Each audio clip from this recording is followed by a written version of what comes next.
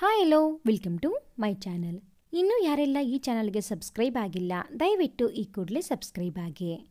ಬದುಕಿನ ತಿರುವು. ಆದ್ಯಾ ಕಮಾನ್ ಯಾರ್, ಈ ಬುಕ್ ಆಮೇಲೆ ಬಂದು ಓದು, ಈಗ ಹೊರಡೋಣ, ನೆಕ್ಸ್ಟ್ ಕ್ಲಾಸ್ಗೆ ಟೈಮ್ ಆಗುತ್ತೆ ಎಂದು ಲೈಬ್ರರಿ ಆದ್ದರಿಂದ ಪಿಸು ನುಡಿದಳು ಸುಧಾ. 5 ನಿಮಿಷ ಸುಮ್ಮನೆ ಕೂರು, 6ನೇ ನಿಮಿಷ ಇಲ್ಲಿಂದ ಹೋಗೋಣ ಎಂದಳು ಆದ್ಯ ತಲೆ ಎತ್ತದೆ. ಹಣೆ ಚಚ್ಚಿಕೊಂಡ ಸುಧಾ ಹೋಗಿ ಹೋಗಿ ಇವಳಿಗೆ ಹೇಳುತ್ತೀನಲ್ಲ ನನಗೆ ಬುದ್ಧಿ ಇಲ್ಲ ಎಂದು ಮುಖ ಕಲ್ಲಂಗಡಿ ದಪ್ಪ ಮಾಡಿಕೊಂಡು ಕೂತಳು, ಗೆಳತಿಯನ್ನು ಗುರಾಯಿಸುತ್ತಾ. ಅವಳ ಬಗ್ಗೆ ಚೆನ್ನಾಗಿ ಗೊತ್ತಿದ್ದ ಆದ್ಯ ಒಮ್ಮೆ ಸುದ್ದಾಳತ್ತ ನೋಡಿ ನಕ್ಕು ಮತ್ತೆ ಓದತೊಡಗಿದಳು. ಗೆಳತಿಯ ಕೆಲಸ ನೋಡಿ ಸದ್ದಿಲ್ಲದೆ ತುಟಿ ಹರಳಿಸಿ ಕೂತಳು ಸುಧಾ. ಸರಿಯಾಗಿ 5 ನಿಮಿಷಗಳ ಬಳಿಕ ತನ್ನ ಬ್ಯಾಗ್ ಹಿಡಿದು ಹೊರಗೆ ನಡೆದಳು ಆದ್ಯ. ಅದನ್ನು ನೋಡಿ ಅವಳ ಹಿಂದೆಯೇ ಬಂದಳು ಸುಧಾ. ಹೊರಗೆ ಬಂದಿದ್ದೆ, ಹುಫ್, ಈಗ ಮಾತನಾಡಬಹುದು ನಾನು ಅಲ್ವೇ? ಪುಸ್ತಕ ಹಿಡಿದು ಕೂತರೆ ಪ್ರಪಂಚ ಮರಿತೀಯ ನೀನು, ಇನ್ನು ನನ್ನ ನೆನಪಲ್ಲೇ ಇರುತ್ತೆ ನಿಂಗೆ. ಸಾರಿ ಸುಧಾ, ವಿಷಯ ಏನು ಹೇಳು ಮೊದಲು, ಕೋಪ ಮಾಡ್ಕೋಬೇಡ. ಮೊನ್ನೆಯವರೆಗೂ ನಿನ್ನ ಹಿಂದೆ ಪ್ರೀತಿಸು ಅಂತ ಓಡಾಡುತ್ತಿದ್ದನಲ್ಲ ಆ ಹುಡುಗ, ಬೇರೆ ಕಾಲೇಜು ಸೇರಿದ್ದಾನೆ ಹೋಗಿ. ಇವತ್ತು ಟಿ.ಸಿ ತಗೊಂಡು ಹೋಗಿದ್ದು ನಾನೇ ನೋಡಿದೆ. ಸುಧಾ, ಅವನಿಗೆ ಈ ಕಾಲೇಜಿನಲ್ಲಿ ಓದಲು ಏನೋ ಪ್ರಾಬ್ಲಮ್ ಆಗಿರಬೇಕು, ಅದಕ್ಕೆ ಹೋಗಿರಬೇಕು. ಅದಕ್ಕೆ ನೀನ್ಯಾಕೆ ತಲೆ ಕೆಡಿಸಿಕೊಂಡಿದ್ದೀಯಾ? ಬಾ, ಮುಂದಿನ ಕ್ಲಾಸ್ ಶುರುವಾಗಲು ಇನ್ನು 2 ನಿಮಿಷ ಇರೋದು, ಬಾ ಸುಮ್ಮನೆ. ಆದರೂ ಸುಧಾಗೆ ಅನುಮಾನ. ಅವನು ಯಾಕೆ ಹೋದ ಎಂಬುವುದು ಅವಳಿಗೆ ಉತ್ತರ ಸಿಗದ ಪ್ರಶ್ನೆ ಆಗಿ ಉಳಿದಿದೆ. ಅದಕ್ಕೆ ಉತ್ತರ ಹುಡುಕುವ ಕುತೂಹಲ ಅವಳಿಗೆ. ಈ ಆದ್ಯ ಒಬ್ಬಳು ಎಲ್ಲವನ್ನೂ ಲೈಟ್ ಆಗಿ ತಗೋತಾಳೆ. ಇವರು ಕ್ಲಾಸ್ನಲ್ಲಿ ಬಂದು ಕೂರೋಕು ಸರಿಯಾಗಿ ಲೆಕ್ಚರರ್ ಬಂದು ತಮ್ಮ ಪಾಠ ಶುರು ಮಾಡಿದರು. ಇಬ್ಬರು ಪಾಠ ಕೇಳುವತ್ತ ಗಮನವಿಟ್ಟು ಕೂತರು. ಬಾರೆ, ಕ್ಲಾಸ್ ಮುಗೀತಲ್ಲ, ಚಾಟ್ಸ್ ಇವತ್ತು ತಿನ್ನಲೇಬೇಕು, ಅದರಲ್ಲೂ ಪಾನಿಪುರಿ ಮಿಸ್ ಮಾಡುವ ಹಾಗೆ ಇಲ್ಲ. ಸುಧಾ, ಇವತ್ತು ತಡ ಆಗಿದೆ ಆಗ್ಲೇ, ಮನೆಯಲ್ಲಿ ಕಾಯುತ್ತಾ ಇರುತ್ತಾರೆ ಎಲ್ಲ. ಆದ್ಯ, ನನಗೆ ಗೊತ್ತಿಲ್ವಾ, ಹೇಗೆ ಹೋದರೂ ಅವರು ಬೈಯುತ್ತಲೇ ಇರುತ್ತಾರೆ, ಏನೂ ಆಗಲ್ಲ ಬಾರೆ ಎಂದು ಗೆಳತಿಯ ಕೈ ಹಿಡಿದು ಎಳೆದುಕೊಂಡು ಹೋದಳು ಸುಧಾ. ಅವಳು ಇನ್ನು ಬಿಡಲ್ಲ ಅಂತ ಅವಳಿಗೆ ಪಾನಿಪುರಿಗೆ ಕಂಪನಿ ಕೊಟ್ಟು ಮನೆಗೆ ಹೊರಟಳು. ಗೆಳತಿ ಹೋದತ್ತ ನೋಡುತ್ತಾ ಇದ್ದ ಸುಧಾ ಅವಳು ಪಡುವ ಕಷ್ಟಗಳು ನೆನಪಾಗಿ ಕಣ್ಣು ತುಂಬಿದವು. ಆದ್ಯ ತಾಯಿ, ಇವಳು ಹುಟ್ಟಿ 3 ವರ್ಷಗಳ ನಂತರ ಇದ್ದಕ್ಕಿದ್ದಂತೆ ಒಂದು ದಿನ ಸತ್ತು ಹೋದರು. ಅವಳ ತಂದೆ ಮಾಡಿದ್ದ ಮೋಸ ಅವರನ್ನು ಕಿತ್ತು ತಿನ್ನುತ್ತಿತ್ತು. ಮನೆಯವರಿಗೆ ತಿಳಿಯದೆ ಮೊದಲೇ ಮದುವೆ ಆಗಿದ್ದ ಅವಳ ತಂದೆಗೆ ಇವಳ ಅಮ್ಮ ಒಲ್ಲದ ಹೆಂಡತಿಯಾಗಿದ್ದರು. ಇವಳಂತೂ ಲೆಕ್ಕಕ್ಕೆ ಇರಲಿಲ್ಲ ಅವರಿಗೆ. ಆದ್ಯ ಅಮ್ಮ ಸತ್ತ ನಂತರ ತಮ್ಮ ಮೊದಲ ಹೆಂಡತಿಯನ್ನು, ಅವರಿಂದ ಹುಟ್ಟಿದ ಮಗ ಮತ್ತು ಮಗಳನ್ನು ಮನೆಗೆ ತಂದಿಟ್ಟುಕೊಂಡರು ಅವಳ ತಂದೆ. ಆದ್ಯಾಳ ಅಜ್ಜಿ ತಾತ ಕೂಡ ಮುಪ್ಪಿನಲ್ಲಿ ಮಗನ ಎದುರು ಹಾಕಿಕೊಳ್ಳಲಾಗದೆ ಸುಮ್ಮನಾದರು. ಅಲ್ಲಿಗೆ ಆದ್ಯಾಳ ಬದುಕು ನರಕವಾಗಿತ್ತು. ಆ ಮನೆಯಲ್ಲಿ ಅವಳನ್ನು ಪ್ರೀತಿಸುವ ಒಂದೇ ಒಂದು ಜೀವವಿರಲಿಲ್ಲ. ಹಗಲು ರಾತ್ರಿ ಕೆಲಸ ಮಾಡಿದರೂ ಮುಗಿಯದ ಕೆಲಸ ಅವಳಿಗೆ. ರಾತ್ರಿ ಯಾವುದೋ ಹೊತ್ತಿನಲ್ಲಿ ಮನೆಯವರೆಗೆ ತಿಳಿಯದಂತೆ ಓದಿಕೊಳ್ಳುತ್ತಿದ್ದಳು. ಬಿಟ್ಟರೆ ಲೈಬ್ರರಿಯಲ್ಲಿ ಓದಿದ್ದು, ಕ್ಲಾಸಿನಲ್ಲಿ ಪಾಠ ಕೇಳಿದ್ದು ಅಷ್ಟೇ. ಅವಳ ಮೆಮೊರಿ ಅವಳಿಗೆ ಒಂದು ದೊಡ್ಡ ವರ. ಇಂದಿಗೂ ಕ್ಲಾಸಿಗೆ ಅವಳೇ ಫಸ್ಟ್ ಬರೋದು. ಮೆರಿಟ್ ಸ್ಟೂಡೆಂಟ್ಸ್ ಸ್ಕಾಲರ್ಶಿಪ್ ಅವಳ ಓದಿಗೆ ಆಧಾರ. ಹೊರಗೆ ಪಾರ್ಟ್ ಟೈಮ್ ಕೆಲಸ ಮಾಡಲು ದುಡಿಯುವ ಮನಸ್ಸಾಗಿ ಪ್ರಯತ್ನಪಟ್ಟು ಅವಳ ತಂದೆ ಬೆಲ್ಟ್ನಿಂದ ಬಾಸುಂಡೆ ಬರುವಂತೆ ಬಾರಿಸಿ ಆ ದಾರಿಯತ್ತ ನೋಡೋದಿರಲಿ ಯೋಚಿಸಲು ಆಗದಂತೆ ಮಾಡಿದ್ದಾರೆ. 1 ರೂಪಾಯಿಗೂ ಅವರ ಮುಂದೆ ಕೈ ಚಾಚುವ ಪರಿಸ್ಥಿತಿ. ಇವಳ ಸ್ವಾಭಿಮಾನ ಅದಕ್ಕೆ ಅಡ್ಡಿ ಬಂದಾಗ ಎಷ್ಟೇ ದೂರವಾದರೂ ನಡೆದೇ ಓಡಾಡುತ್ತಾಳೆ. ನಾನು ಸಹಾಯ ಮಾಡುತ್ತೀನಿ ಎಂದರೂ ಅವಳು ಒಪ್ಪಲ್ಲ. ಅಷ್ಟು ಒಳ್ಳೆಯದು ಅವಳ ಮನಸ್ಸು. ಭೂಮಿಯ ಮೇಲಿನ ಬಹಳ ಕಷ್ಟಗಳು ಇವಳ ಪಾಲಿಗೆ ನೀಡಿದ ಆ ದೇವರ ಮೇಲೆ ನನಗೆ ಬಹಳ ಕೋಪ ಇದೆ. ದಿನ ಇದೇ ವಿಚಾರದಲ್ಲಿ ದೇವರ ಹತ್ತಿರ ನನ್ನ ಜಗಳ ಆಗುತ್ತೆ. ಪ್ರಯೋಜನ ಮಾತ್ರ ಆಗೋದೇ ಇಲ್ಲ ಅನ್ನುವ ಬೇಸರ ನನಗೆ. ಕನಿಷ್ಠ ಇವಳನ್ನು ಒಳ್ಳೆಯ ಮನೆಗೆ ಮದುವೆ ಮಾಡುತ್ತಾರೋ ಇಲ್ಲೋ ಅವಳ ಮನೆಯಲ್ಲಿ, ಅಥವಾ ಮದುವೆಯೇ ಮಾಡದೆ ಮನೆಯಲ್ಲಿ ಬಿಟ್ಟಿಯಾಗಿ ದುಡಿಯಲು ಒಬ್ಬಳು ಇರ್ಲಿ ಅಂತ ಹಾಗೆ ಇಟ್ಟುಕೊಳ್ಳುತ್ತಾರೋ ಏನೋ, ಒಂದು ಗೊತ್ತಿಲ್ಲ ನನಗೆ. ಆದರೆ ನನ್ನ ಒಳ್ಳೆಯ ಮನದ ಗೆಳತಿಗೆ ಆದಷ್ಟು ಬೇಗ ಒಳ್ಳೆಯದು ಆಗಲಿ. ದಿನವೂ ಅದೇ ದೇವರಲ್ಲಿ ಬೇಡೋದನ್ನ ನಾನು ಬಿಟ್ಟಿಲ್ಲ ಎಂದು ನಿಟ್ಟುಸಿರು ಬಿಟ್ಟ ಅವಳು ತನ್ನ ಮನೆಗೆ ಹೋದಳು. ತನ್ನ ಅಮ್ಮ ಹಾಗೂ ಅಪ್ಪನ ರೂಪವನ್ನು ಮಿಶ್ರಣವಾಗಿ ಪಡೆದ ಸುಂದರ ತರುಣಿ ಆದ್ಯ. ಅವಳ ಸೌಂದರ್ಯವನ್ನು ಕಂಡು ಕರುಬುವ ಅವಳ ದೊಡ್ಡಮ್ಮ ಮತ್ತು ಅಕ್ಕನ ಕಿರುಕುಳ ಒಂದು ಪಟ್ಟು ಹೆಚ್ಚು ಅವಳಿಗೆ. ಎಲ್ಲ ಕೆಲಸ ಮುಗಿಸಿ ತಂಗಳು ತಿಂದು ಉಗ್ರಾಣದಲ್ಲಿಯೇ ಮಲಗುವ ಅವಳಿಗೆ ಓದಲು ಆಗದಷ್ಟು ಸಣ್ಣ ಬೆಳಕಿನ ಬಲ್ಪ್ ಇತ್ತು. ದೊಡ್ಡದು ಕೇಳಿದರೆ ಮನೆಯ ತಾರಸಿ ಬೀಳುವಂತೆ ಅರಚುವ ದೊಡ್ಡಮ್ಮನ ಕಲ್ಪಿಸುವ ಅವಳ ಮನಸ್ಸು ಭೀತಗೊಂಡಿತ್ತು. ಇದ್ದ ಒಂದು ಕಿಟಕಿ ತೆರೆದಾಗ ಬೀದಿ ದೀಪದ ಬೆಳಕು ನೇರವಾಗಿ ಒಳಗೆ ಬಿದ್ದಿತ್ತು. ಅದರ ಬೆಳಕಿನಲ್ಲಿ ಓದುತ್ತಾ ಕೂತಳು. ಎಂದಿನಂತೆಯೇ ಸಾಗಿತ್ತು ಅವಳ ದಿನಚರಿ. ಅಂದು ಅವಳ ಡಿಗ್ರಿಯ ರಿಸಲ್ಟ್ ಬಂದು ಅವಳು ಜಿಲ್ಲೆಯ ಮೊದಲು ಬಂದಿದ್ದಳು. ಅದನ್ನು ಗಮನಿಸಿದರೂ ಸಂತಸ ಹಂಚಿಕೊಳ್ಳಲು ಅವಳಿಗೆ ಇರುವುದು ಗೆಳತಿ ಸುಧಾ ಒಬ್ಬಳೇ. ಅವಳೊಂದಿಗೆ ಒಂದು ಪಾನಿಪುರಿ ಟ್ರೀಟ್, ಅದು ಅವಳೇ ಇವಳಿಗೆ ಕುಡಿಸಿದ್ದು.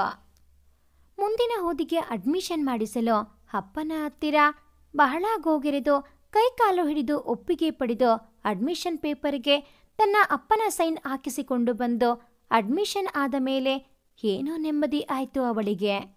ಅಂದು ಅವಳ ತಾಯಿಯ ನೆನಪು ಬಹಳ ಕಾಡಿದಾಗ ಹತ್ತಿರದ ಒಂದು ದೇವಸ್ಥಾನದಲ್ಲಿ ಹೋಗಿ ಕೂತು ತನ್ನ ಮನದ ಮಾತುಗಳನ್ನು ಮೌನವಾಗಿಯೇ ದೇವರೊಂದಿಗೆ ಹೇಳಿಕೊಂಡು ಕಣ್ಣೀರು ಸುರಿಸಿ ತಕ್ಕ ಮಟ್ಟಿಗೆ ಹಗುರವಾಗಿ ಮನೆಗೆ ಹೋದಳು. ಏನು ಆದ್ಯ, ಇವತ್ತು ಮನೆಗೆ ಬೇಗ ಹೋಗಬೇಕು ಅಂತ ಹೇಳುತ್ತಾ ಇಲ್ಲ, ಏನು ವಿಶೇಷ ಎಂದಳು ಸುಧಾ. ಅದು ಸುಧಾ, ಇವತ್ತು ಅಕ್ಕನ್ನ ನೋಡಲು ಹುಡುಗನ ಮನೆಯವರು ಬರುತ್ತಾರಂತೆ, ಅದಕ್ಕೆ ಮನೆಗೆ ತಡವಾಗಿ ಬಾ ಅಂದರು ದೊಡ್ಡಮ್ಮ ಎಂದಳು. ಹೋಗಲಿ ಬಿಡು, ಒಳ್ಳೆಯದೇ ಆಯಿತು, ಬಾ ನಮ್ಮ ಮನೆಗೆ ಹೋಗೋಣ. ಬೇಡ ಸುಧಾ, ಆಂಟಿ ನನ್ನ ಬಹಳ ಪ್ರೀತಿಯಿಂದ ನೋಡಿಕೋತಾರೆ. ಆದರೆ ಅವರ ಕಣ್ಣಿನಲ್ಲಿ ನನಗಾಗಿ ಮೂಡುವ ಕರುಣೆ ಇದೆಯಲ್ಲ, ಅದು ನನಗೆ ಸ್ವಲ್ಪವೂ ಹಿಡಿಸಲ್ಲ ಕಣೆ. ನನ್ನ ಬಗ್ಗೆ ಆಂಟಿಗೆ ನೀನು ಎಲ್ಲ ಹೇಳಿ ನನಗೆ ಮುಜುಗರ ಬರುವಂತೆ ಮಾಡಿದ್ದೀಯಾ. ಹೋಗೆ, ನಾನು ಬರಲ್ಲ, ನೀನು ಹೋಗು. ನಾನು ಸ್ವಲ್ಪ ಹೊತ್ತು ದೇವಸ್ಥಾನದಲ್ಲಿ ಕೂತಿದ್ದು ನಂತರ ಮನೆಗೆ ಹೋಗುತ್ತೀನಿ ಎಂದು ಹೇಳಿ ಸುಧಾ ಏನಾದರೂ ಹೇಳುವ ಮೊದಲೇ ಅಲ್ಲಿಂದ ವೇಗವಾಗಿ ನಡೆದು ಹೋದಳು. ಹಿಂದಿನಿಂದ ಗೆಳತಿ ಕೂಗಿದರೆ ನಿರಾಕರಿಸಲು ಕಷ್ಟ ಅಂತ ಅವಳಿಗೆ ಗೊತ್ತಿತ್ತು. ಜಾರಿದ ಕಂಬನಿ ಹೊರಿಸಿಕೊಂಡು ಕ್ಷಮಿಸು ನನ್ನ ಸುಧಾ ಎಂದುಕೊಂಡಳು ಆದ್ಯ. ನನ್ನ ಬದುಕಿನ ಮುಂದಿನ ದಿನಗಳಲ್ಲಿ ನಾನು ಇಂದಿಗಿಂತ ಬೇರೆಯಾಗಿ ಇರಲು ಸಾಧ್ಯವೇ ಇಲ್ಲ. ಕನಸುಗಳು ಕಂಡರೂ ಉಪಯೋಗವೇನು? ತಿರುಕನ ಕನಸು ಅಷ್ಟೇ ಯಾಕೆ, ತಿರುಕನ ಬದುಕೆ. ಆದರೂ ಅವನು ನನಗಿಂತ ಬೆಟರ್. 4 ಮನೆ ಸುತ್ತಿ ಅನ್ನ ಬೇಡುತ್ತಾನೆ. ನನಗೆ ನನ್ನ ಮನೆಯ ತಂಗಳೊಂದೇ ಫಿಕ್ಸ್. ಅಮ್ಮ, ಹೋಗುವಾಗ ನನ್ನನ್ನು ನಿನ್ನ ಜೊತೆಗೆ ಕರೆದುಕೊಂಡು ಹೋಗಬಾರದಿತ್ತೆ. ಇಷ್ಟು ದೊಡ್ಡ ಪ್ರಪಂಚದಲ್ಲಿ ನಾನು ಏಕಾಂಗಿಯಾಗಿ ಒಂಟಿಯಾಗಿ ಬದುಕುತ್ತಿದ್ದೀನಿ. ಬಹಳ ಹೊತ್ತು ದೇವಸ್ಥಾನದಲ್ಲಿ ಕೂತಿದ್ದು ಮನೆಯ ಕಡೆಗೆ ನಡೆದಳು ಆದ್ಯ. ಅಂದು ಅವಳ ಕಾನ್ವೊಕೇಶನ್ ದಿನ. ಅವಳು ತನ್ನ ಮಾಸ್ಟರ್ಸ್ ಮುಗಿಸಿದ್ದಳು. ಅಪರೂಪಕ್ಕೆ ಸುಧಾ ಬಲವಂತ ಮಾಡಿದ್ದಕ್ಕೆ ಸೀರೆ ಹುಟ್ಟು ಬಂದಿದ್ದಳು ಆದ್ಯ. ಆದ್ಯ, ಯು ಲುಕ್ ಸೋ ಪ್ರೆಟಿ. ನನ್ನ ದೃಷ್ಟಿನೇ ತಾಕುತ್ತೆ ಅನಿಸುತ್ತೆ. ಇರೋ, ಒಂಚೂರು ಕಾಡಿಗೆ ಹಚ್ಚಿಬಿಡುತ್ತೀನಿ ಎಂದು ತನ್ನ ಕಣ್ಣಂಚಿನ ಕಪ್ಪು ತೆಗೆದು ಹಚ್ಚಿದಳು ಸುಧಾ. ಕಾನ್ವೊಕೇಶನ್ನಲ್ಲಿ 4 ಚಿನ್ನದ ಪದಕವನ್ನು ಪಡೆದಿದ್ದಳು ಆದ್ಯ. ಸುಧಾಳ ಮನ ತುಂಬಿ ಬಂದಿತ್ತು ಗೆಳತಿಯ ಸಾಧನೆಗೆ. ಅವಳನ್ನು ಅಭಿನಂದಿಸಿ ಅವಳಿಗೆ ತಾನೇ ಎಂದಿನಂತೆ ಪಾನಿಪುರಿ ಪಾರ್ಟಿ ಮಾಡಿಸಿದಳು. ಇನ್ನೇನು ಅವಳು ಹೊರಡಬೇಕು. ಬಂದು ನಿಂತ ವ್ಯಾನ್ ಅವರಿಬ್ಬರನ್ನು ಒಳಗೆ ಎಳೆದುಕೊಂಡು ಹೋಗಿತ್ತು. ಎಚ್ಚರವಾದ ಸುಧಾ ಸುತ್ತಲೂ ನೋಡಿದಳು. ಅಲ್ಲಿ ಅವಳು ವಿನಃ ಬೇರೆ ಯಾರೂ ಇಲ್ಲ. ಆದ್ಯ ಎಲ್ಲಿ? ಯಾರು ನಮ್ಮನ್ನು ಎಳೆದು ತಂದವರು? ಎದ್ದು ಸುತ್ತಲೂ ನೋಡಿದಳು. ಕಾಣಲಿಲ್ಲ. ಇದ್ದ ಬಾಗಿಲು ಹೊರಗಿನಿಂದ ಲಾಕ್ ಮಾಡಲಾಗಿದೆ. ಹೊರಗೆ ಹೋಗಲು ದಾರಿ? ಯಾರಾದರೂ ಇದ್ದೀರಾ? ಬಾಗಿಲು ತೆಗೆಯಿರಿ ಎಂದು ಬಾಗಿಲು ಬಡಿದು ಕೂಗತೊಡಗಿದಳು. ಯಾವ ಪ್ರತಿಕ್ರಿಯೆಯೂ ಬರಲಿಲ್ಲ. ಬಾಗಿಲು ಬಡಿದು ಕೈ ನೋವು ಬಂತು. ಹರಚಿ ಗಂಟಲು ಒಣಗಿತು ಅಷ್ಟೇ. ಕುಡಿಯಲು ನೀರು ಕಂಡಿದ್ದೆ ಮೊದಲು ಆ ಕೆಲಸ ಮಾಡಿದಳು ಸುಧಾ. ತನ್ನ ಬ್ಯಾಗ್, ಮೊಬೈಲ್ ನೆನಪಾಗಿ ಅದನ್ನು ಹುಡುಕಾಡಿದಳು. ಅದು ಸಿಗಲಿಲ್ಲ ಅವಳಿಗೆ. ಕೈಯಲ್ಲಿದ್ದ ವಾಚ್ನಲ್ಲಿ ಸಮಯ ಮಧ್ಯಾಹ್ನ 3 ಗಂಟೆ ಅಂತ ತೋರಿಸುತ್ತಿತ್ತು. ಅದೇ ಸಮಯದಲ್ಲಿ ರೂಮಿನ ಬಾಗಿಲನ್ನು ತೆಗೆದ ಶಬ್ದ ಕೇಳಿಸಿತು ಅವಳಿಗೆ. ಅತ್ತ ಓಡಿದಳು ಸುಧಾ. ಬಾಗಿಲು ಬಡಿದು ತೆಗೆಯಲು ಓಪನ್ ಆಯಿತು ಅದು. ಭಯದಿಂದ ತಲೆ ಹೊರಗೆ ಹಾಕಿ ಅತ್ತಿತ್ತ ಯಾರಾದರೂ ಇದ್ದಾರಾ ಅಂತ ನೋಡಿದರೆ ಯಾರೂ ಕಾಣಲಿಲ್ಲ. ಅದುವರೆಗೂ ಕಾಣದಿದ್ದ ಹಸಿವು ಕಾಣಿಸಿಕೊಂಡು ವಾಸನೆ ಬಂದತ್ತ ನಿಧಾನವಾಗಿ ನಡೆದು ಹೊರಟಳು. ಅಡಿಗೆಯ ಘಮ ಅವಳ ಮೂಗಿಗೆ. ಹೊಟ್ಟೆ ಚುರುಗುಟ್ಟಿದ್ದು. ಸ್ವಲ್ಪ ಮುಂದೆ ಹೋದ ಬಳಿಕ ಮಾತುಗಳು ಕೇಳತೊಡಗಿದ್ದವು. ಸರಿಯಾಗಿ ಕೇಳುವಂತೆ ಬಂದು ಒಂದೆಡೆ ಮರೆಯಾಗಿ ನಿಂತವಳಿಗೆ ಆದ್ಯಾಳ ಧ್ವನಿ ಕೇಳಿಸಿ ಹಾಗೆ ಕೇಳತೊಡಗಿದಳು. ನೀವು ಯಾರು? ನನ್ನನ್ನು ನನ್ನ ಗೆಳತಿಯನ್ನು ಏನಕ್ಕೆ ಕಿಡ್ನಾಪ್ ಮಾಡಿಕೊಂಡು ಬಂದ್ರಿ? ದಯವಿಟ್ಟು ನಮ್ಮಿಬ್ಬರಿಗೆ ಏನೂ ಮಾಡಬೇಡಿ, ಬಿಟ್ಟು ಬಿಡಿ ಪ್ಲೀಸ್. ನಾವೇನೂ ಶ್ರೀಮಂತರಲ್ಲ, ನಮ್ಮ ಹತ್ತಿರ ನಿಮಗೆ ಬೇಕಿರುವಷ್ಟು ಹಣ ಖಂಡಿತ ಇಲ್ಲ ಎಂದಳು ಅಳುತ್ತಾ.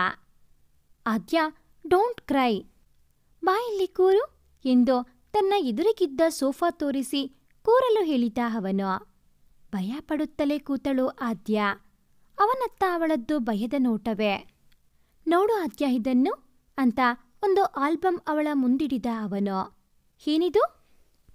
ನೋಡು, ನಿನಗೆ ಅರ್ಥ ಆಗುತ್ತೆ, ಪ್ಲೀಸ್ ಟ್ರಸ್ಟ್ ಮೀ ಆದ್ಯ ಎಂದಾಗ ಅವಳಿಂದ ಸುಮ್ಮನೆ ಇರಲು ಆಗಲಿಲ್ಲ. ಅದನ್ನು ಕೈಗೆ ತೆಗೆದುಕೊಂಡು ಅನುಮಾನದಿಂದಲೇ ಅದನ್ನು ತೆಗೆದಳು. ಮೊದಲಿಗೆ ಕಂಡ ಫೋಟೋ ನೋಡಿ, ಅಮ್ಮ, ಅರೆ ಇದೇನಿದು? ನಮ್ಮ ಅಮ್ಮನ ಫೋಟೋ ನಿಮ್ಮ ಹತ್ತಿರ ಯಾಕಿದೆ? ನೀವು ಯಾರು? ದಯವಿಟ್ಟು ಹೇಳಿ ನನಗೆ. ನಿಮಗೂ ಅಮ್ಮನಿಗೂ ಹೇಗೆ ಪರಿಚಯ? ನೀವು ತುಂಬ ಚಿಕ್ಕವರಂತೆ ಕಾಣುತ್ತೀರಿ. ಜೊತೆಗೆ ನೀವು ಈ ದೇಶದಲ್ಲೇ ಇರುವುದಕ್ಕಿಂತ ವಿದೇಶದಲ್ಲೇ ಹೆಚ್ಚು ಇದ್ದವರಂತೆ ಕಾಣುತ್ತೀರಿ ಎಂದಳು. ಹೋಲ್ಡ್ ಆನ್ ಆದ್ಯ, ಒಟ್ಟಿಗೆ ಇಷ್ಟು ಪ್ರಶ್ನೆ ಕೇಳಿದರೆ ನನಗೆ ಕನ್ಫ್ಯೂಸ್ ಆಗುತ್ತೆ. ಯುನೋ, ಮೊದಲೇ ನನಗೆ ಕನ್ನಡ ಸರಿಯಾಗಿ ಬರಲ್ಲ. ಅದರಲ್ಲೂ ನಿನ್ನ ನೋಡಿ ನನ್ನ ಮಾತೇ ಮರೆತೇ ಹೋಗುತ್ತೆ ನಂಗೆ ಎಂದ ನಗುತ್ತಾ. ಅವನ ಮಾತಿಗೆ ಸಣ್ಣ ನಗೆ ಬೀರಿದಳು. ಮೊದಲ ಬಾರಿಗೆ ಒಬ್ಬ ಪುರುಷನನ್ನು ನೋಡಿ ಅವಳು ನಾಚಿದ್ದು. ಸರಿ, ಒಂದೊಂದೇ ಪ್ರಶ್ನೆ ಕೇಳ ನಾನು ಎಂದಳು. ಇದು ಬೆಟರ್, ಕೇಳು. ನಿಮ್ಮ ಹೆಸರೇನು? I am Alok Ramaswamy. ಮತ್ತೆ ಅಮ್ಮನ ಫೋಟೋ ನಿಮ್ಮ ಹತ್ತಿರ ಹೇಗೆ ಬಂತು? ನಿಮ್ಮ ಅಮ್ಮ ಅನುಪಮ ಅವರು ಅಲ್ವಾ ಎಂದ. ಎಂದಳು. ಅವರು ಪಾರ್ವತಿಪುರದ ಅನಂತ ರಾಮಸ್ವಾಮಿ ಅವರ ಮಗಳು. ಅವರಿಗೊಬ್ಬರು ಅಣ್ಣ ಇದ್ದಾರೆ, ಅವನಿತ್ ಅನಂತ ರಾಮಸ್ವಾಮಿ ಅಂತ. ಅರೆ, ಇವರೆಲ್ಲರೂ ಗೊತ್ತಾ ನಿಮಗೆ ಎಂದಳು ಅಚ್ಚರಿಯಿಂದ. ಹ್ಞೂ, ಮತ್ತೆ ಇನ್ನೂ ಬಹಳ ಗೊತ್ತು ಎಂದ ಅಲೋಕ್. ಒಂದು ನಿಮಿಷ, ನೀವು ನಿಮ್ಮ ಹೆಸರು ಅಲೋಕ್ ರಾಮಸ್ವಾಮಿ ಅಂತ ಹೇಳಿದ್ರಿ ಅಲ್ವಾ? ಅಂದರೆ ನೀವು ಅನಂತ ರಾಮಸ್ವಾಮಿ ಅವರ ಮಗನಾ? ಅಂದರೆ ನನಗೆ ನನ್ನ ಮಾವನ ಮಗನಾ? ಹಾಗಾದರೆ ಎಂದಳು Adya. Yes Adya, you are correct. ನಾನು ನಿಮ್ಮ ಮಾವನ ಮಗ, ನಿನ್ನ ಭಾವ ನಾನು. Hello Adya, please to meet you ಎಂದು ಕೈ ಚಾಚಿದ. ಅವನ ಕೈಗೆ ಕೈ ಸೇರಿಸಿದವಳು. ಬಟ್ ನೀವು ಯಾರೂ ಇಷ್ಟು ವರ್ಷ ಯಾಕೆ ಯಾರೂ ಬರಲಿಲ್ಲ? ನಾನು ಯಾರೂ ಇಲ್ಲದ ಅನಾಥೆ ಅಂತ ಅಂದುಕೊಂಡಿದ್ದೆ. ನನ್ನ ಆ ನರಕದಲ್ಲಿ ಬಿಟ್ಟಿದ್ದು ಯಾಕೆ ಇಷ್ಟು ವರ್ಷ? ಈಗ ಯಾಕೆ ಬಂದಿರೋದು ಎಂದಳು ಅಳುತ್ತಾ. ಅವಳ ಹತ್ತಿರ ಬಂದು ನೆಲದಲ್ಲಿ ಕೂತು ಅವಳ ಕೈ ಹಿಡಿದು ಇನ್ನೊಂದು ಕೈಯಲ್ಲಿ ಅವಳ ಕಣ್ಣೀರು ಒರೆಸಿದ ಅಲೋಕ್. ನೋಡು ಆದ್ಯ, ನನ್ನ ಮಾತು ಸ್ವಲ್ಪ ಕೇಳು. ನಮಗೆ ಅತ್ತೆ ಇಲ್ಲ, ತೀರಿ ಹೋಗಿದ್ದಾರೆ. ಮತ್ತೆ ಆ ಮನುಷ್ಯ ಅವರಿಗೆ ಮೋಸ ಮಾಡಿದ್ದಾನೆ ಅಂತಲೇ ನಮಗೆ ಗೊತ್ತಿರಲಿಲ್ಲ ಎಂದ. ನೀವು ಒಂದು ಬಾರಿ ಇಲ್ಲಿಗೆ ಬಂದೇ ಇಲ್ಲ ಅಲ್ವಾ? ಅಂದಮೇಲೆ ಇದೆಲ್ಲ ನಿಮಗೆ ಹೇಗೆ ಗೊತ್ತಿರುತ್ತೆ? ಅಮ್ಮನ ಮದುವೆ ಮಾಡಿಕೊಟ್ಟು ಕೈ ತೊಳೆದುಕೊಂಡಿರಬೇಕು ಅಲ್ವಾ ಎಲ್ಲರೂ ಎಂದು ಎದ್ದು ಅತ್ತ ಹೋಗಿ ನಿಂತಳು ಅವನಿಗೆ ಬೆನ್ನು ಮಾಡಿ. ಒಂದು ನಿಮಿಷ ಆದ್ಯ, ವಿಷಯ ಅದಲ್ಲ. ಸ್ವಲ್ಪ ನಾನು ಹೇಳೋದು ತಾಳ್ಮೆಯಿಂದ ಕೇಳಮ್ಮ please. Give me a time to explain ಎಂದ ನೋವಿನಿಂದ. ಕಣ್ಣು ಒರೆಸಿಕೊಂಡು, ಸರಿ ಹೇಳಿ, ಅದು ಹಾಗೆ ಹೋಗಲಿ. ಅವಳ ಮಾತು ಕೇಳಿ ನಿಟ್ಟುಸಿರು ಬಿಟ್ಟ ಅಲೋಕ್. ನೋಡು ಆದ್ಯ, ಅನು ಅತ್ತೆ ಮದುವೆ ಆದಾಗ ನಾನು 2 ವರ್ಷದ ಹುಡುಗ. ತಾತ ಮಧ್ಯಮ ವರ್ಗದವರು. ಅಪ್ಪ ತಮ್ಮ MBA ಮುಗಿಸಿ ಕಂಪನಿಯೊಂದರಲ್ಲಿ ಕೆಲಸ ಮಾಡುತ್ತಿದ್ದರು. ಆಗ ಅತ್ತೆಯ ಮದುವೆಗೆ ಮಾತನಾಡಿದಂತೆ ವರದಕ್ಷಿಣೆ ಕೊಡಲು ನಿನ್ನ ತಂದೆ ಡಿಮ್ಯಾಂಡ್ ಮಾಡಿದರಂತೆ. ಅವರ ಬಗ್ಗೆ ಅಪ್ಪ ವಿಚಾರಣೆ ಮಾಡಿದಾಗ ಎಲ್ಲರೂ ಅವರಿಗೆ ತಿಳಿದಿದ್ದು ಹೇಳಿದರೆ ಅದೇ ನಿಜ ಅಂದುಕೊಂಡು ಅಪ್ಪ ಅಜ್ಜ ಮದುವೆ ಮಾಡಿಕೊಟ್ಟರಂತೆ. ಊರಿನಲ್ಲಿ ಎಲ್ಲಿಯೂ ಯಾರಿಗೂ ಅವನ ಇನ್ನೊಂದು ಸಂಸಾರದ ಗುಟ್ಟು ಬಿಟ್ಟುಕೊಡದೆ ಹೋದ. ಅವನು ಒಬ್ಬ ನಯವಂಚಕ ಅಂತ ಯಾರಿಗೂ ಗೊತ್ತೇ ಆಗಲಿಲ್ಲ. ಅತ್ತೆ ಮದುವೆ ಆದ ಮೇಲೆ ಅವರನ್ನು ಒಂದು ದಿನವೂ ತವರು ಮನೆಗೆ ಕಳಿಸಲಿಲ್ಲ. ಶಾಸ್ತ್ರ ಹಬ್ಬ ಅಂತ ಕರೆಯಲು ಹೋದರೆ ಅತ್ತೆ ಜೊತೆ ಮಾತನಾಡೋಕ್ಕೂ ಬಿಡದೆ ಏನೇನೋ ನೆಪ ಹೇಳಿ ಅಪ್ಪ ಅಜ್ಜನನ್ನು ಕಳಿಸುತ್ತಿದ್ದನಂತೆ ಆ ಮನುಷ್ಯ. ಅತ್ತೆ ಮದುವೆಯಾಗಿ ಸುಮಾರು 8 ತಿಂಗಳ ನಂತರ ಅಪ್ಪನಿಗೆ ಫಾರಿನ್ನಲ್ಲಿ ಬಹಳ ಒಳ್ಳೆಯ ಕೆಲಸ ಸಿಕ್ಕಿತು. ಅದನ್ನು ಹೇಳಲು ಬಂದಾಗಲೂ ಅದೇ ಕತೆ. ಅತ್ತೆಯನ್ನು ನೋಡಲು ಮಾತನಾಡಲು ಆ ಮನುಷ್ಯ ಬಿಡದೇ ಇದ್ದಾಗ ಅಪ್ಪ ಅಮ್ಮ ಬಹಳ ನೊಂದು ಅಜ್ಜಿ ಅಜ್ಜನ ಬಳಿ ಹೇಳಿಕೊಂಡು ಅತ್ತರಂತೆ. ಒಬ್ಬಳೇ ತಂಗಿ. ಅಪ್ಪ ಅವರನ್ನು ತವರಿಗೆ ಆಗಾಗ ಕರೆದು ಪ್ರೀತಿಯಿಂದ ನೋಡಿಕೊಳ್ಳಬೇಕು ಅಂದುಕೊಂಡಿದ್ದೆ. ಆ ಮನುಷ್ಯನಿಂದ ಅದೆಲ್ಲ ಕನಸಾಗಿಯೇ ಉಳಿಯಿತು. ಅಪ್ಪ ನಾಳೆಯೇ ನಾನು ಹೋಗಬೇಕು.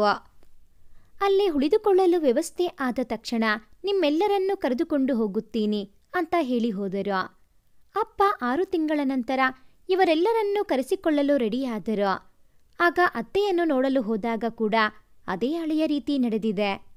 ಭಾರವಾದ ಮನಸ್ಸಿನಿಂದ ಅವರೆಲ್ಲ ದೇಶ ಬಿಟ್ಟು ಹೋದರು. ಅದೇ ಕೊರಗಿನಲ್ಲಿ ಅಜ್ಜ ತೀರಿಕೊಂಡಾಗ ಸುದ್ದಿ ತಿಳಿಸಲು ಫೋನ್ ಮಾಡಿದರೆ ವಿಷಯ ನಾನು ತಿಳಿಸುತ್ತೇನೆ ಎಂದನಂತೆ ಆ ಮನುಷ್ಯ. ಆ ನಂತರ ಅಜ್ಜಿ ತೀರಿಕೊಂಡರು. ಅದೇ ಸಮಯದಲ್ಲಿ ನೀನು ಹುಟ್ಟಿದ್ದೆ ಅಂತ ಆಕಸ್ಮಿಕವಾಗಿ ಅಪ್ಪನಿಗೆ ತಿಳಿದು ಬಹಳ ಸಂತೋಷಪಟ್ಟು ಫೋನ್ ಮಾಡಲು ನಂಬರ್ ಬದಲಾವಣೆ ಆಗಿ ಸಿಗಲಿಲ್ಲ. ಆದರೆ ಅತ್ತೆ ಇನ್ನಿಲ್ಲ ಎಂಬ ಕೆಟ್ಟ ಸುದ್ದಿ ಅಪ್ಪನ ಕಿವಿಗೆ ತಲುಪಲೇ ಇಲ್ಲ. ಅವರು ಹೇಳುವ ಯೋಚನೆ ಮಾಡಿಯೇ ಇರಲಿಲ್ಲ.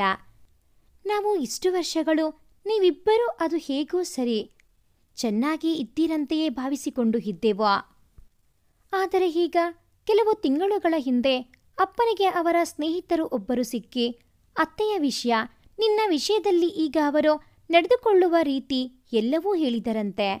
ಅದು ಕೂಡ ಅಪ್ಪನ ಗೆಳೆಯರ ಹೆಂಡತಿ ಅತ್ತೆಯ ಎದುರು ಮನೆಯವರಾಗಿದ್ದರಿಂದ ತಿಳಿಯಿತು ನಮಗೆ. ಇಲ್ಲವಾಗಿದ್ದರೆ ಈಗಲೂ ತಿಳಿಯುತ್ತಿರಲಿಲ್ಲ. ಹೀಗ ಹೇಳು ಆದ್ಯ ಎಂದು ತನ್ನ ಮಾತು ಮುಗಿಸಿದ ಅಲೋಕ್. ಸಾರಿ, ಇದೊಂದು ನನಗೆ ಗೊತ್ತೇ ಇಲ್ಲ. ಏಕೆಂದರೆ ನಾನು 2 ವರ್ಷಗಳ ಮಗು ಅಮ್ಮ ತೀರಿಕೊಂಡಾಗ. ನನ್ನೊಂದಿಗೆ ಅವರ ಕ್ರೂರ ವರ್ತನೆ ನಾನು ದಿನದಿನವೂ ಅನುಭವಿಸುತ್ತಿರುವೆ. ಆದರೆ ನನ್ನ ಅಮ್ಮ ನನ್ನ ಬಿಟ್ಟು ಸಾಯುವ ಮೊದಲು ಇನ್ನೆಷ್ಟು ಅವರಿಂದ ನೋವು ತಿಂದಳೋ. ಸತ್ತು ಹೋಗುವುದು ಅವಳಿಗೆ ಸುಲಭ ಅನಿಸಿತೇನೋ. ಎಂಥ ಪಾಪಿ ನಾನು, ಯಾರ ಪ್ರೀತಿಯೂ ನನಗೆ ಸಿಗಲಿಲ್ಲ ಎಂದು ಜೋರಾಗಿ ರೋದಿಸತೊಡಗಿದಳು. ಮರೆಯಲ್ಲಿ ನಿಂತು ಇವರಿಬ್ಬರ ಮಾತುಗಳನ್ನು ಕೇಳುತ್ತಿದ್ದ ಸುಧಾ ಗೆಳತಿಯ ಅಳು ಕೇಳಿ ಓಡಿ ಬಂದು ಅವಳನ್ನು ಅಪ್ಪಿಕೊಂಡು ಸಾಂತ್ವನಿಸಲು ಆರಂಭಿಸಿದಳು.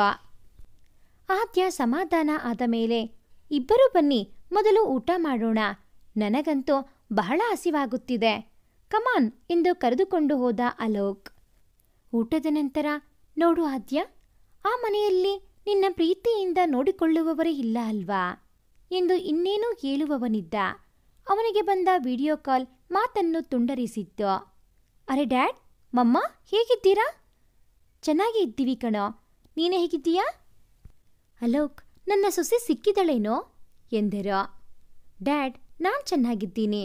ಇನ್ನು ನಿಮ್ಮ ಇನ್ನೊಂದು ಮಾತಿದೆಯಲ್ಲ, ಸೊಸೆ ಅಂತ, ನೋಡಬೇಕಾ ನೀವು ಅವಳನ್ನು ಎಂದು ಕೇಳಿದ ನಗುತ್ತಾ. ಹೇ ಮಗನೇ, ಸಿಕ್ಕದ್ಲೇನೋ ಆದ್ಯಾ? ಎಲ್ಲ ತೋರಿಸೋ, ನಾನು ನೋಡಬೇಕು ಅವಳನ್ನು ಎಂದು ಇಬ್ಬರೂ ಆತುರದಲ್ಲಿ ಕೇಳಿದರು. ಉಸಿರು ತಗೊಳ್ಳಿ ಅಪ್ಪ ಅಮ್ಮ, 1 ನಿಮಿಷ ಇರಿ ಎನ್ನುತ್ತಾ ಆದ್ಯ ಕಡೆಗೆ ತಿರುಗಿಸಿ ಹಿಡಿದ ಮೊಬೈಲ್. ಇವಳೇ ನೋಡಿ ನಿಮ್ಮ ಮುದ್ದಿನ ಸೊಸೆ, ನಿಮ್ಮ ತಂಗಿ ಅನುಪಮಾ ಅವರ ಮಗಳು, ನನ್ನ ಅತ್ತೆ ಮಗಳು, ದ ಮೋಸ್ಟ್ ಬ್ಯೂಟಿಫುಲ್ ಗರ್ಲ್ ಆದ್ಯ ಎಂದು ಪರಿಚಯಿಸಿದ ಅಲೋಕ್. ಮೊಬೈಲ್ ಅವಳ ಕೈಗೆ ಕೊಟ್ಟು, ಮಾತನಾಡು ನೀನು, ತಗೋ ಎಂದು ಹೇಳಿ, ಸುಧಾ ನೀವು ಬನ್ನಿ, ನಿಮ್ಮ ಬಳಿ ಸ್ವಲ್ಪ ಮಾತನಾಡಬೇಕು ನಾನು ಎಂದು ಕರೆದುಕೊಂಡು ಹೋದ. ಹೋಗುತ್ತಿರುವವರನ್ನೇ ನೋಡುತ್ತಾ ಅತ್ತೆ ಮಾವನೊಂದಿಗೆ ಮಾತನಾಡುತ್ತಿದ್ದ ಆದ್ಯ ದ್ವಂದ್ವ ಭಾವದಲ್ಲಿದ್ದಳು. ಇದ್ದಕ್ಕಿದ್ದಂತೆ ನನ್ನ ಜೀವನದಲ್ಲಿ ಇಷ್ಟೊಂದು ಬದಲಾವಣೆ ಆಗುತ್ತಿದೆ. ಅದನ್ನು ಅರಗಿಸಿಕೊಳ್ಳಲು ಅವಳಿಗೆ ಕಷ್ಟವಾಗಿತ್ತು. ಅವನಿತ್ತವರು, ರಾಧಾ ನೋಡು, ನನ್ನ ಸೊಸೆ ಎಷ್ಟು ಮುದ್ದಾಗಿದ್ದಾಳೆ ಅಲ್ವಾ? ಎಲ್ಲ ನಮ್ಮ ಅನು ಹಾಗೆ ಇರೋದು, ಅವಳದ್ದೇ ಕಣ್ಣು, ಬಣ್ಣ, ಉದ್ದ ಕೂದಲು ಅಲ್ವಾ? ಹೌದು ರೀ, ನೀವು ಹೇಳಿದ್ದು ನಿಜ. ತುಂಬ ಮುದ್ದಾಗಿ ಇದ್ದಾಳೆ ನಮ್ಮ ಆದ್ಯ ಎಂದರು ರಾಧಾ. ಆದ್ಯ, ನೋಡು ಪುಟ್ಟ, ಇಷ್ಟು ವರ್ಷ ನೀನು ಕಷ್ಟಪಟ್ಟಿರೋದು ಸಾಕು. ಇನ್ನು ಮುಂದೆ ನಮ್ಮ ಜೊತೆಯಲ್ಲಿ ಇರುವಂತೆ ಬಂದು ಬಿಡು. ತಂಗಿಗೆ ತವರಿನ ಸುಖ ಕೊಡಲು ಆ ಭಗವಂತ ಅವಕಾಶ ಮಾಡಿಕೊಡಲಿಲ್ಲ. ನೀನು ನನ್ನ ತಂಗಿಯ ಕೊನೆಯ ನೆನಪು ಪುಟ್ಟ. ನಿನ್ನನ್ನಾದರೂ ಚೆನ್ನಾಗಿ ನೋಡಿಕೊಂಡರೆ ನನಗೆ ನನ್ನ ತಂಗಿಯನ್ನು ನೋಡಿಕೊಂಡ ತೃಪ್ತಿ ಸಿಗುತ್ತದೆ. ಇದಕ್ಕೆ ನೀನು ಒಂದು ಅವಕಾಶ ಮಾಡಿಕೊಡಮ್ಮ ಎಂದರು ಬಂದ ಕಣ್ಣೀರು ಒರೆಸಿಕೊಂಡು. ಮಾವ, ಪ್ಲೀಸ್ ಅಳಬೇಡಿ. ನನ್ನ ಇಷ್ಟು ಪ್ರೀತಿಯಿಂದ ತಾಳ್ಮೆಯಿಂದ ಯಾರೂ ಇದುವರೆಗೂ ಮಾತನಾಡಿಸಿಯೇ ಇರಲಿಲ್ಲ. ನಿಮ್ಮ ಮಾತು ಕೇಳಿದರೆ ನಿಮ್ಮ ಪ್ರೀತಿಯ ಭಾವ, ಕಾಳಜಿ ಎಲ್ಲ ನನಗೆ ಹೊಸತಾಗಿ ಕಾಣುವಂತೆ ಆಗುತ್ತಿದೆ. ಇಷ್ಟು ಪ್ರೀತಿಗೆ ಥ್ಯಾಂಕ್ಸ್ ಮಾವ ಅತ್ತೆ. ನಿಮ್ಮ ಜೊತೆಗೆ ಬರುವುದಕ್ಕೆ ನನಗೂ ಮನಸ್ಸಿದೆ. ಆದರೆ ನನಗೆ ಯೋಚಿಸಿ ತೀರ್ಮಾನ ತೆಗೆದುಕೊಳ್ಳಲು ಸ್ವಲ್ಪ ಸಮಯದ ಅಗತ್ಯವಿದೆ. ಮತ್ತೆ ತಿಳಿಸುತ್ತೇನೆ. ನಿಮ್ಮ ನಂಬರ್ ಕೊಡಿ ಮಾವ. ನಾನು ನನ್ನ ನಿರ್ಧಾರ ತಿಳಿಸುತ್ತೀನಿ ಎಂದು ಅವರಿಂದ ನಂಬರ್ ಪಡೆದುಕೊಂಡಳು ಆದ್ಯ. ಆದ್ಯ, ಎಲ್ಲಿ ಅಲೋಕ್ ಎಂದರು ರಾಧಾ. ಅದು ಅವರು ಎಲ್ಲಿಗೂ ಹೋದರೋ ನನಗೆ ಮೊಬೈಲ್ ಕೊಟ್ಟು ನೋಡಬೇಕು ಎಲ್ಲಿದ್ದಾರೋ ಏನೋ ಎಂದಳು. ಸರಿ ಆದ್ಯ, ಮತ್ತೆ ಕಾಲ್ ಮಾಡಿ ಅವನ ಜೊತೆ ಮಾತನಾಡುತ್ತೇವೆ ಅಂತ ಹೇಳೋ ಎಂದರಾದ ಫೋನ್ ಲೈನ್ ಕಟ್ ಮಾಡಿದರು. ಅಲೋಕ್ಗೆ ಅವನ ಫೋನ್ ಕೊಡಲು ಹುಡುಕುತ್ತಾ ಹೊರಟ ಅವಳಿಗೆ ಅವನು ಸುಧಾ ಜೊತೆಗೆ ಏನನ್ನು ಗಾಢವಾಗಿ ಮಾತನಾಡುತ್ತಿದ್ದ. ಅದನ್ನು ನೋಡಿ ಅವರಿಬ್ಬರ ಮಧ್ಯೆ ಹೋಗಲಾ ಬೇಡವಾ ಎಂದು ಯೋಚಿಸಿ ಹಾಗೆ ವಾಪಸ್ ಬಂದಳು ಆದ್ಯ.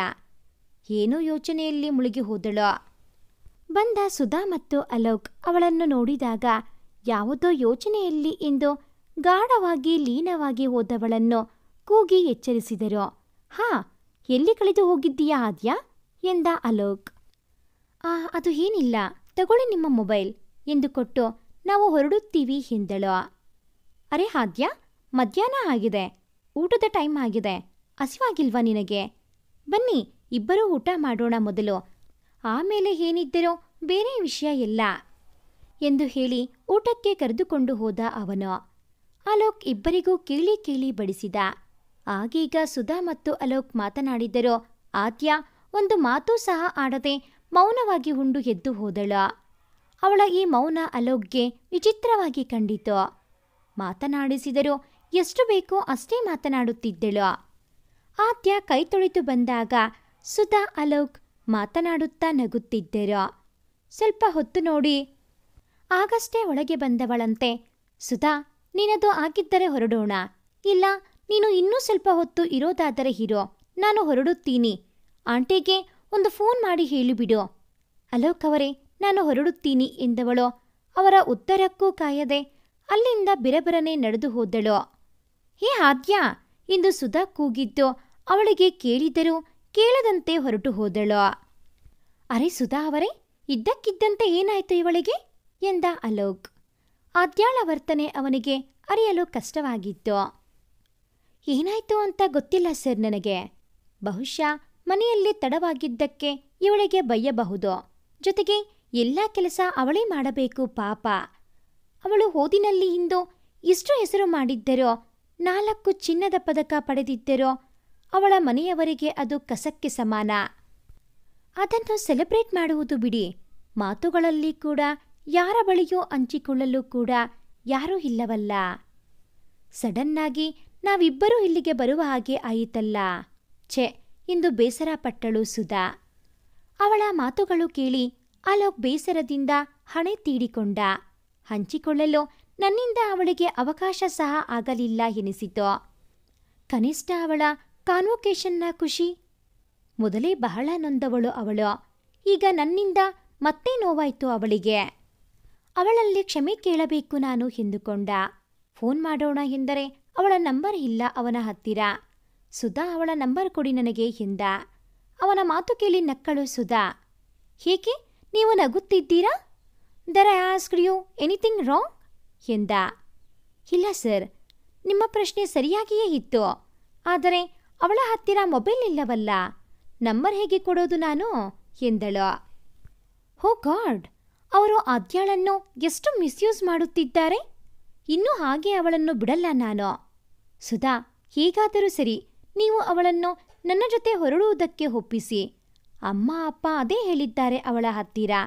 ನನಗೆ ಅವಳನ್ನು ಕರೆದುಕೊಂಡು ಹೋಗಲೇಬೇಕು. ಅಟ್ ಎನಿ ಕಾಸ್ಟ್ ಹೆಲ್ಪ್ ಮಾಡಿ ಮಿಸ್ ಎಂದ. ಸರಿ, ನಾನು ಪ್ರಯತ್ನ ಮಾಡುತ್ತೀನಿ. ಈಗ ನಾನು ಹೊರಡುತ್ತೀನಿ ಸರ್ ಎಂದು ತನ್ನ ಬ್ಯಾಗ್ ಹಿಡಿದು ಹೊರಟಳು.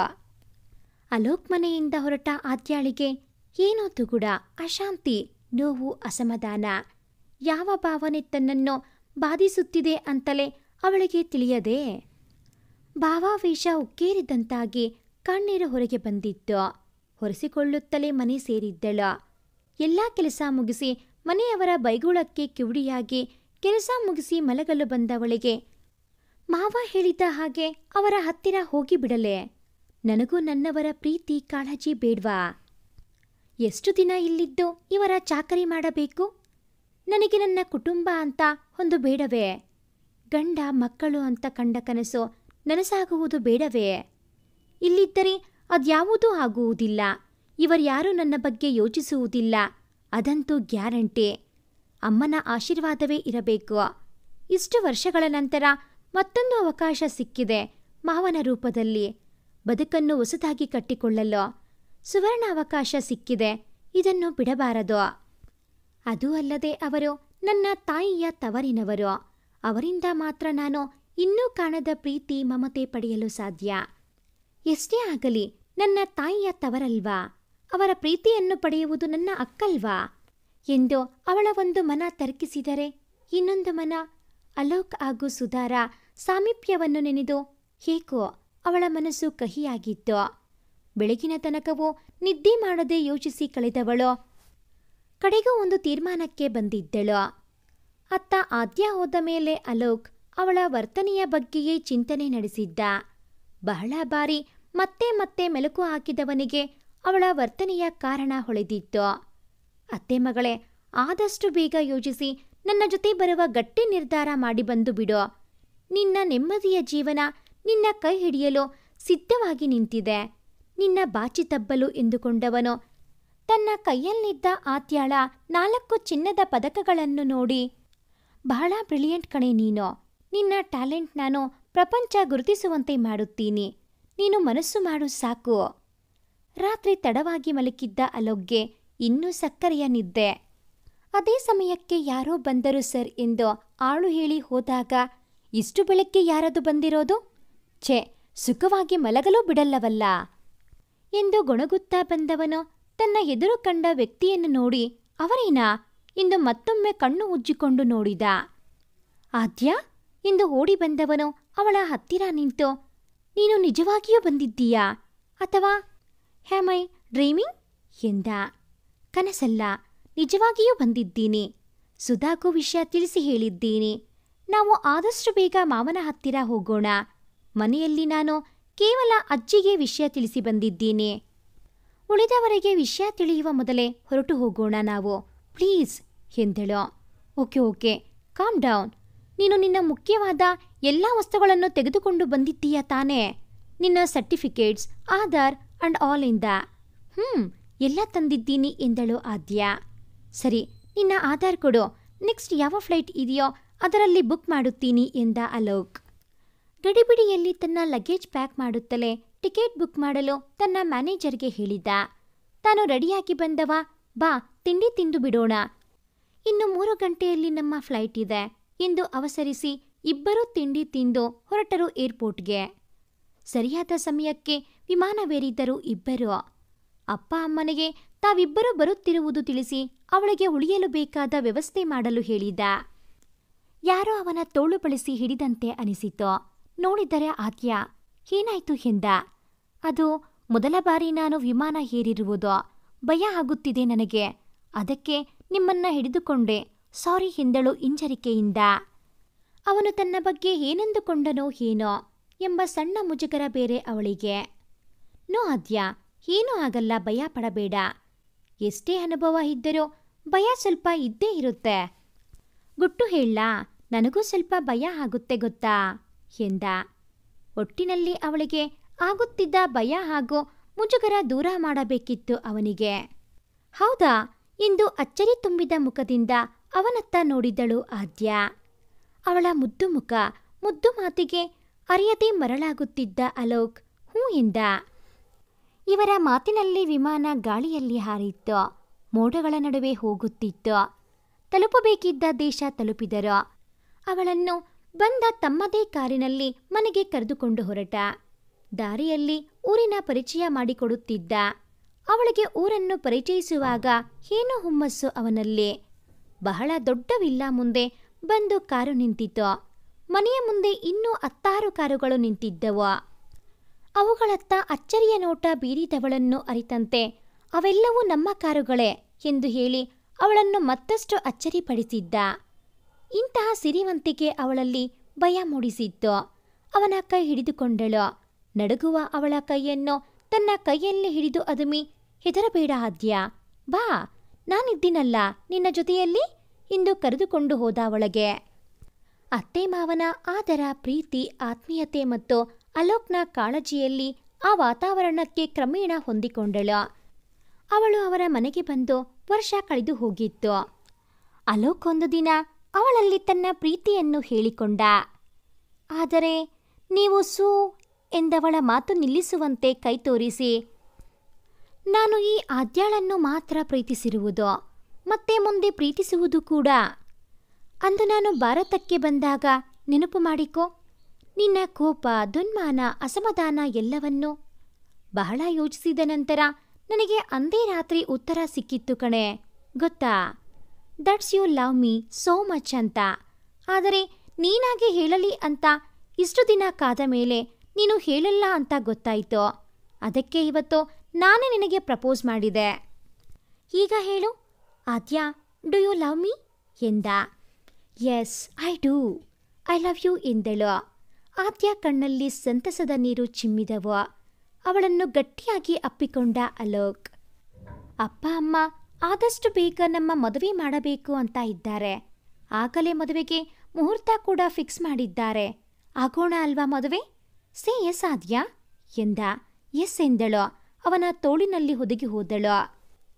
ಇಬ್ಬರ ಮದುವೆ ಬಹಳ ವಿಜೃಂಭಣೆಯಿಂದ ಮಾಡಿದರು.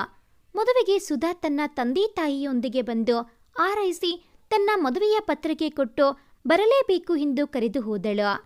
ದಂಪತಿಗಳು ಬರುವುದಾಗಿ ಭರವಸೆ ಕೊಟ್ಟರು ಅವಳಿಗೆ.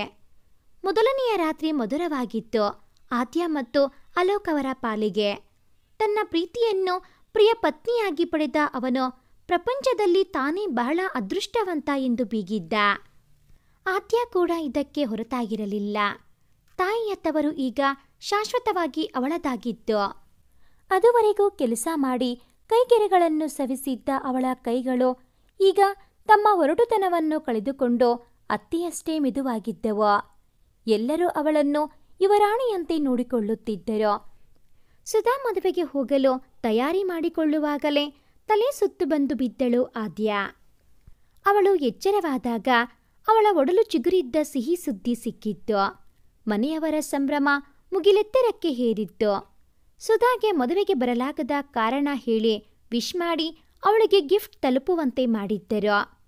ಅಲೋಕಂತೂ ಹೆಂಡತಿ ನಡೆದರೆ ಸವಿಯುತ್ತಾಳೆ ಎಂಬಂತೆ ನೋಡಿಕೊಂಡಿದ್ದ. ಡಾಕ್ಟರ್ ಅವಳಿಗೆ ಚೆಕ್ ಮಾಡಿ ಹೊಟ್ಟೆಯಲ್ಲಿ ಒಂದಲ್ಲ ಎರಡಲ್ಲ 3 ಮಕ್ಕಳಿವೆ ಎಂದಾಗ ಅವನಿತ್ತವರು, ಆದ್ಯ ಪುಟ್ಟ, ನನ್ನ ಅಪ್ಪ ಅಮ್ಮ ಆಗೋ ನಿಮ್ಮ ಅಮ್ಮ ಮಾತನಾಡಿಕೊಂಡು ಒಟ್ಟಿಗೆ ನಮ್ಮ ಹತ್ತಿರ ಬರುತ್ತಿದ್ದಾರೆ ನೋಡು, ತುಂಬ ಸಂತೋಷ ಆಯಿತು ಕಣಮ್ಮ ಎಂದು ಅವಳ ತಲೆ ಸವರಿದರು.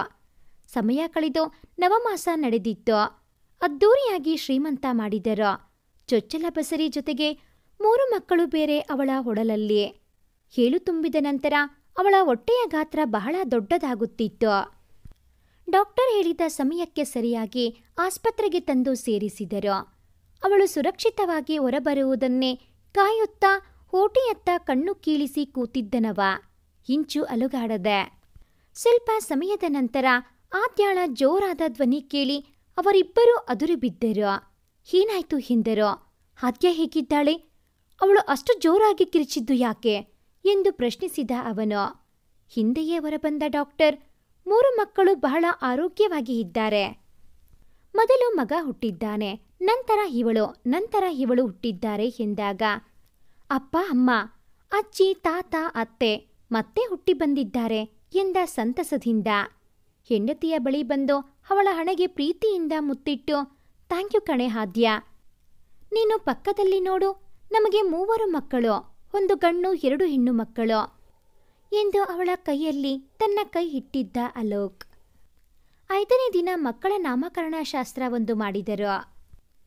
ಅದಕ್ಕಾಗಿ ಸುಧಾ ತನ್ನ ಗಂಡನೊಂದಿಗೆ ಬಂದಿದ್ದಳು, ಮಕ್ಕಳಿಗೆ ಅತ್ತೆಯಾಗಿ. ಮಕ್ಕಳಿಗೆ ಕ್ರಮೇಣವಾಗಿ ಅಂಕುರ್, ಅಂಕಿತಾ ಮತ್ತು ಅನು ಅಂತ ಹೆಸರಿಟ್ಟರು. ಸಂಭ್ರಮ ಸಡಗರದ ನಾಮಕರಣ ಮುಗಿದು ಮಂಚದಲ್ಲಿ ಮಲಗಿರುವ 3 ಮಕ್ಕಳನ್ನು ನೋಡುತ್ತಾ ಕೂತಿದ್ದ ಆದ್ಯಾಳಿಗೆ ತನ್ನ ಗತಜೀವನ ಕಣ್ಣ ಮುಂದೆ ಹಾದು ಹೋಗುತ್ತಿತ್ತು. ಎಂತಹ ಕಷ್ಟದ, ಅವಮಾನದ ಜೀವನ ಮಾಡುತ್ತಿದ್ದೆ ನಾನು. ಅಲೋಕ್ ಅವರಿಂದ ಬದುಕೆ ಬದಲಾಯಿತು. ಮಾವನಿಂದ ಅದುವರೆಗೂ ಸಿಗದ ತಂದೆಯ ಪ್ರೀತಿಯನ್ನು, ಹಾಗೆ ಅತ್ತೆಯಿಂದ ಅಮ್ಮನ ಪ್ರೀತಿಯನ್ನು ಪಡೆಯುತ್ತಿದ್ದಳು. ಇನ್ನು ಅಲೋಕ್ ಗಂಡನಾಗಿ ಗೆಳೆಯನಾಗಿ ಇದ್ದಾರೆ. ಇಂದು ಇವರೆಲ್ಲರ ಪ್ರೀತಿಯನ್ನು ಪಡೆದ ಸಿರಿವಂತೆ ನಾನು. ಅಂದು ಅದೇ ನನ್ನ ಬಡತನವಾಗಿತ್ತು ಎಂದು ನಿಟ್ಟುಸಿರು ಬಿಡುವ ಸಮಯಕ್ಕೆ ಸರಿಯಾಗಿ ಬಂದ ಅಲೋಕ್. ಯಾರು ಅದು ನನ್ನ ಮುದ್ದು ಆದ್ಯ ನಿಟ್ಟುಸಿರು ಬಿಡುವಂತೆ ಮಾಡಿರುವುದು ಎಂದ. ಕೂತ ಅವನಿಗೆ ಆದ್ಯ ಒರಗಿದಾಗ ಅವಳನ್ನು ಬಳಸಿ ಅಪ್ಪಿಕೊಂಡ ಅವನಿಗೆ ಥ್ಯಾಂಕ್ ಯು ಅಲೋಕ್ ಎಂದಳು. ಆದ್ಯ, ಥ್ಯಾಂಕ್ ಯು ಎಲ್ಲ ಏನೂ ಬೇಡ. ನಾವಿಬ್ಬರೂ ಸೇರಬೇಕು ಎಂಬುವುದು ನಮ್ಮ ಡೆಸ್ಟಿನಿ ಆಗಿತ್ತು. ಅದಕ್ಕೆ ನಮ್ಮ ಗತಿಸಿದ ಹಿರಿಯರ ಆಶೀರ್ವಾದವೂ ಇತ್ತು ಅಲ್ವಾ. ನೀನು ಬಂದ ಮೇಲೆ ನನ್ನ ಜೀವನ ಇಷ್ಟು ಸಂತೋಷದಿಂದ ತುಂಬಿ ಸುಂದರವಾಗಿರೋದು. ನೀನು ಬಂದು ಈ ಫ್ಯಾಮಿಲಿಯನ್ನು ಪೂರ್ಣ ಮಾಡಿದೆ. ಈಗ ಮಕ್ಕಳು ಬಂದು ಪರಿಪೂರ್ಣ ಮಾಡಿದರು ಎನ್ನುತ್ತಾ ಅವಳ ಕೆನ್ನೆಗೆ ಮುತ್ತಿಡುತ್ತಾ ಹೇಳಿದ. ಅಲೋಕ್ ಅದು ಎನ್ನುವವಳಿಗೆ ಮಾತನಾಡಲು ಬಿಡದೆ ಅವಳ ಅದರಗಳನ್ನು ಬಂಧಿಸಿದ. ಕಷ್ಟ ಸುಖ ಜೀವನದ 2 ಮುಖಗಳು. ಕಷ್ಟಕ್ಕೆ ಎದೆಗುಂದದೆ ಮುಂದೆ ಸಾಗಿದರೆ ತಾನೇ ಸುಖದ ಆನಂದದ ಸೊಗಸು ಸವಿಯಲು ಸಿಗುವುದು. ಅದಕ್ಕೆ ಹಿರಿಯರು ಹೇಳಿರೋದು ತಾಳಿದವನು ಬಾಳಿಯಾನು ಅಂತ ಅಲ್ವಾ. ಅಂತೂ ಇಂತೂ ಆದ್ಯ ಅಲೋಕ್ ಇಬ್ಬರೂ ಒಂದಾದರು. ಈ ಒಂದು ಕತೆ ನಿಮಗೆ ಇಷ್ಟ ಆಗಿದ್ದಲ್ಲಿ ಪ್ಲೀಸ್ ಲೈಕ್ ಮಾಡಿ, ಶೇರ್ ಮಾಡಿ, ಹಾಗೆಯೇ ಕಾಮೆಂಟ್ ಮಾಡೋದನ್ನು ಮರಿಬೇಡಿ. ಹಾಗೆ ಇನ್ನೂ ಯಾರೆಲ್ಲ ಈ ಚಾನಲ್ಗೆ ಸಬ್ಸ್ಕ್ರೈಬ್ ಆಗಿಲ್ಲ, ದಯವಿಟ್ಟು ಈ ಕೂಡಲೇ ಸಬ್ಸ್ಕ್ರೈಬ್ ಆಗಿ. Thanks for watching this video.